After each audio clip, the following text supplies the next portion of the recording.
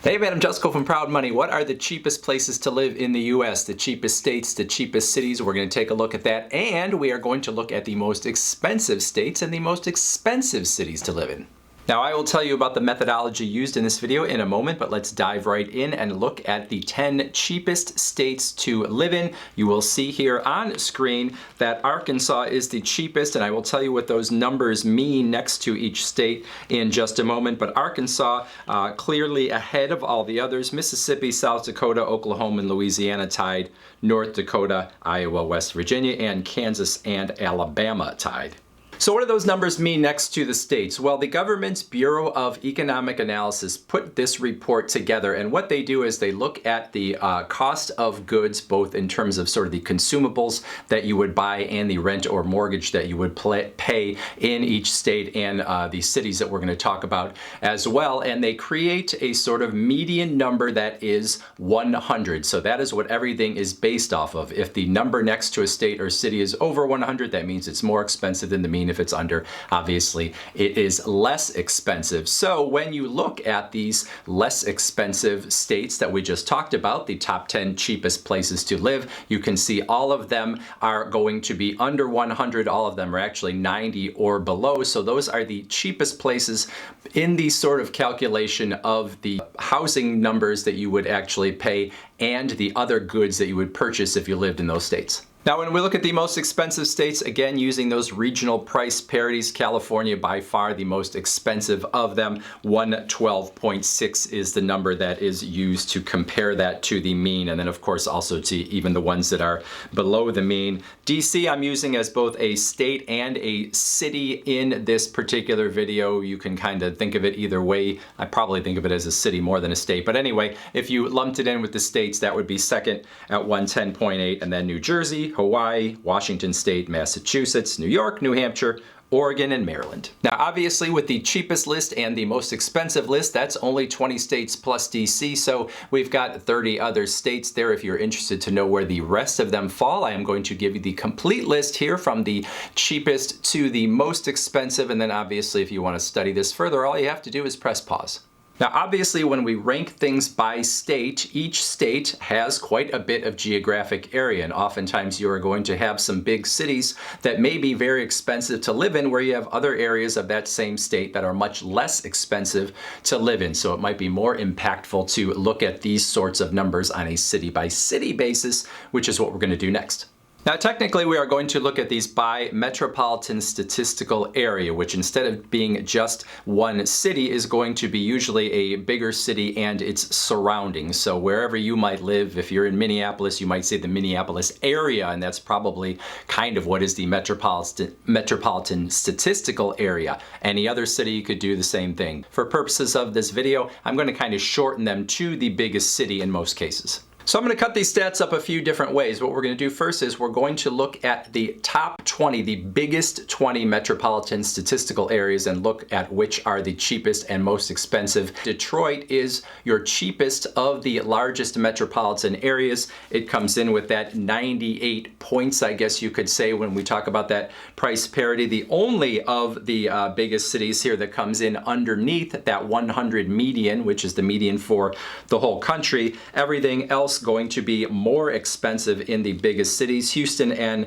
Atlanta pretty close to that median, even Orlando. And then you can see as we go down, things get more expensive, and really the way to read this on the other end would be when we get down there to 20, San Francisco is your most expensive of the biggest areas, with Los Angeles, Seattle, and then New York City afterwards. And remember, again, we're using metropolitan statistical areas. New York is going to be more than just New York City. So if you think, well, that's crazy, New York's more expensive than Seattle, that may be part of the reason why.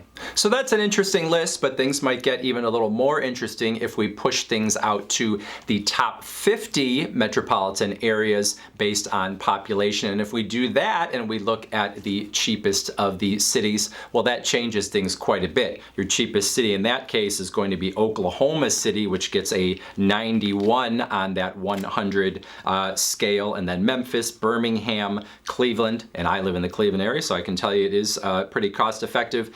Kansas City, San Antonio, Louisville, Cincinnati, Pittsburgh, and then Columbus, Ohio.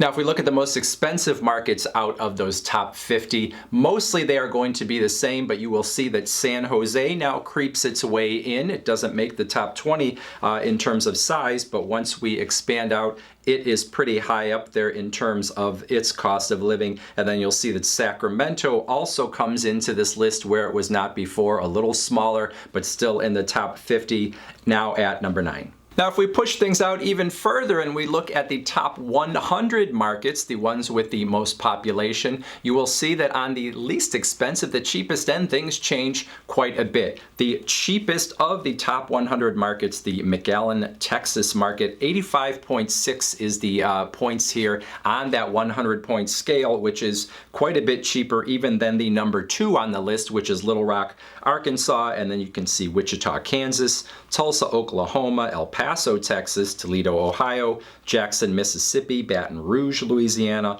Oklahoma City, which actually was at the cheapest end when we were only looking at the top 50 markets, comes in down here at the bottom, tied with Fayetteville, Arkansas, and Augusta, Georgia.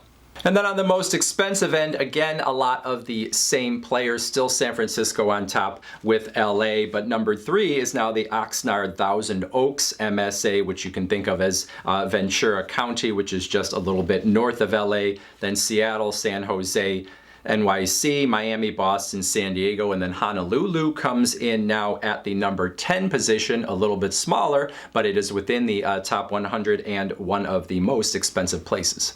Now, if you want to know the absolutely cheapest places to live in the US, and we bump this out to the top 300 metropolitan areas, that is going to change the list again. Leading the pack in all of the United States is Monroe, Louisiana, with an 83.6 in terms of its points in relation to that 100 median. And then we have Fort Smith, Arkansas, Brownsville, Texas, Texarkana, which is Texas, Arkansas, that area, Kingsport, Tennessee, McAllen, Texas, which was at the top of our last list, Joplin, Missouri, the Florence, Muscle Shoals, Alabama area, Topeka, Kansas, and Youngstown, Ohio.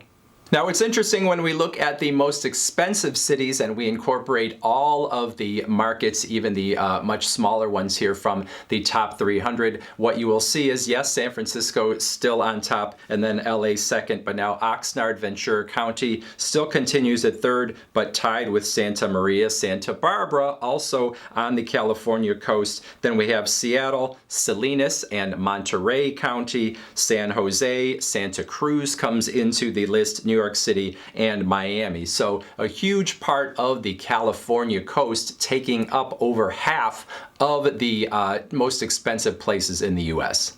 Like I said earlier, all these stats come from the Bureau of Economic Analysis, and I will put a link down below the video if you want to check. If I didn't mention your city or your area, you can see how it stacks up there, and you also can even cut things finer if you want to and look at housing only, or take housing out of the equation and then see how the different areas stack up against each other. So that is it for this video. Would love to hear your thoughts on it. Were there any things in terms of the states or cities that surprised you, whether it was on the cheapest end or the most expensive end? How does your area stack up, and does it feel right when you look at it in these comparisons with these other cities or states? I would love to hear all about it in that comment section below. Otherwise, I thank you for watching.